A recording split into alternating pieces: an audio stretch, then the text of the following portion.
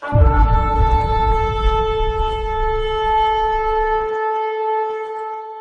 आज आप वो व्यक्ति हैं जो प्रभु यीशु का नाम तो लेते हैं, लेकिन आपको कभी भी उस क्षमा को आपने नहीं चखा है, उस क्षमा को नहीं जाना है, या आपको नहीं मालूम कि आपका क्या कर्ज है जिसको आप खुद कभी चुका नहीं सकते, तो आज इस मैसेज को बहुत ध्यान से सुनिए, क्योंकि परमेश्वर ना केवल ये चाहते हैं कि आप क्षमा करें, परमेश्वर ये भी चाहते हैं कि आप क्षमा पाए। बहुत अद्भुत बात है कि पतरस बहुत बार प्रभु से बहुत चीजों के बारे में सवाल करता है। और इन दिनों जो शिक्षकों की शिक्षा थी, यहूदी शिक्षकों की, जो रबाई लोगों की शिक्षा थी, वो ये थी 3 बार तक यदि तुम्हारा भाई तुमसे तुम्हारे विरुद्ध कुछ गलत करे, पाप करे, तो 3 बार के बाद तुम्हारी ऑब्लिगेशन उसको माफ करने की खत्म हो जाती है। अब आप जानते हैं कि पतरस प्रभु यीशु के साथ था और उसको इतनी बात तो समझ थी कि क्षमा करना है, लेकिन क्या 3 बार के बाद मैं अपने भाई से बदला ले सकता हूँ? क्या 3 बार के बाद मैं अपने भाई को क्षमा करना छोड़ सकता हूँ? उसके मन में ये बात चल रही होगी। तो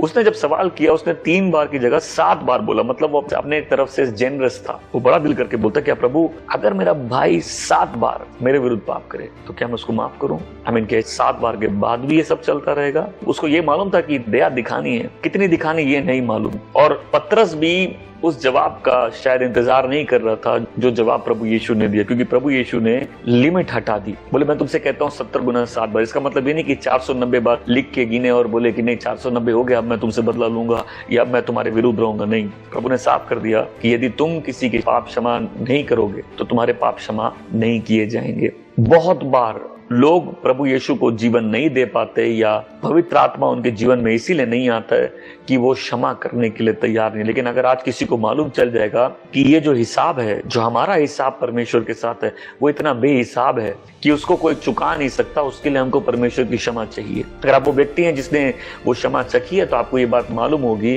कि जो मेरा माफ हुआ है वो बहुत ज्यादा है। मैं अगर अपने सारे कर्जदार जीवन भर इकट्ठा करता रहूं तो भी इतना कर्जा नहीं होगा जितना मेरा माफ किया गया है। अगर आपको याद होगा, यीशु क्रूस पर मरते समय उनकी आखिरी बात थी, हे पिता इन्हें माफ कर दे क्योंकि ये नहीं जानते ये क्या कर रहे हैं।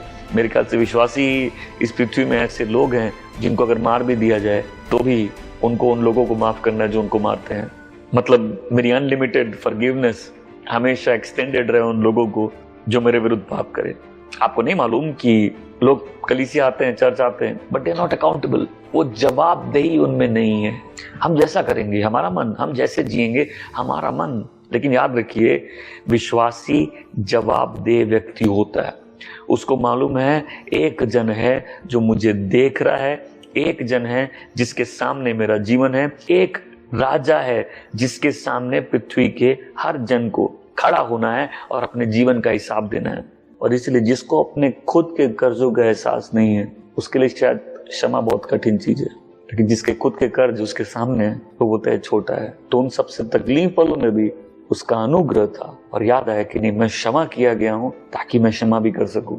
देखिए, आप बोलेंगे मैं कमजोर हूं, मेरे साथ गलत हुआ, मेरे साथ अन्याय हुआ। हम सभी जो अपने अंदर महसूस करते जब हमारे विरुद्ध पाप होता है, उस समय आदमी बड़ा कमजोर महसूस करता है। उसको लगता है कि मेरे साथ अन्याय हुआ है। उसके अंदर से कहीं ना कहीं चीख निकलती है कि ये क्षमा के लायक नहीं है।